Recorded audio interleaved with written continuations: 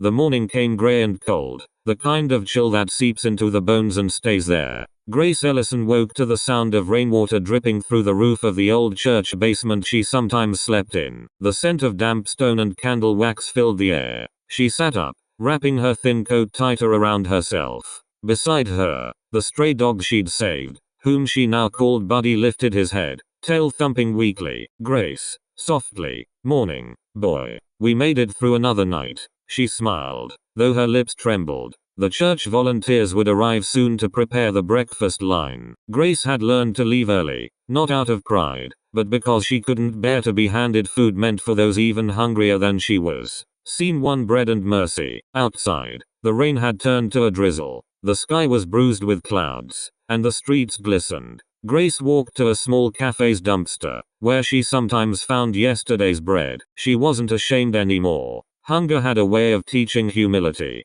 Just as she reached for a paper bag, an old man appeared, shivering, clothes soaked. Without hesitation, Grace handed him the bread she'd just found. Old man, but you need it too. Grace, God's been feeding me one way or another. He'll feed me again. He looked at her like she was an angel, and for a moment, she almost believed she might be something more than broken. When he left, she knelt on the wet sidewalk and whispered a prayer. Grace, Lord, thank you for letting me give before I take. Keep me humble. Keep me kind. The world roared around her. Traffic, thunder, life rushing on. And yet that quiet prayer reached higher than the clouds. Scene 2: The job offer. Meanwhile, miles away in the Ward mansion, Ethan sat in the study, going over the staff applications his assistant had brought. Mark reading. Grace Ellison, 22. No listed address. Previous employer, none. References. The pastor at St. Gabriel's shelter. Ethan softly. St. Gabriel's. He remembered that name. The church near the old district. Near where he'd met her.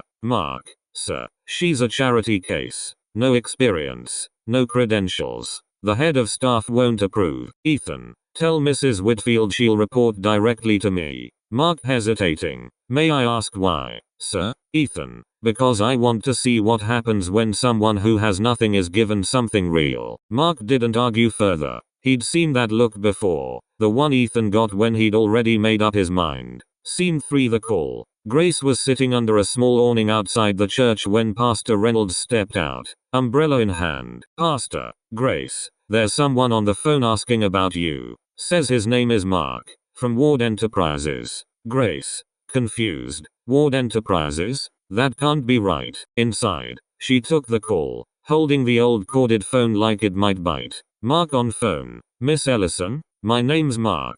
I'm calling on behalf of Mr. Ethan Ward. He'd like to offer you a live-in housekeeping position at his estate. Meals and housing included. Grace, there must be some mistake. I don't know any Mr. Ward. Mark, he insisted on hiring you personally. Are you interested? Grace looked around the small, flickering lights of the church. The people praying. The hungry. The hopeless. Grace, softly. Yes, I'm interested. As she hung up, tears filled her eyes. She sank to her knees and whispered, Grace, thank you, Father. I said you'd feed me again, and you did. Buddy barked once, as if he understood. Scene 4: Arrival at the mansion. By evening, Grace stood at the gates of the Ward estate, clutching her old backpack. The mansion loomed ahead like something out of a dream. All marble and light, chandeliers glowing through the rain. A uniformed maid led her inside. Everything shone. The polished floors, the gold-framed paintings, the air of quiet importance. Grace felt small, out of place, almost sinful for stepping into such beauty. Head maid Mrs. Whitfield, you'll be in the West Wing.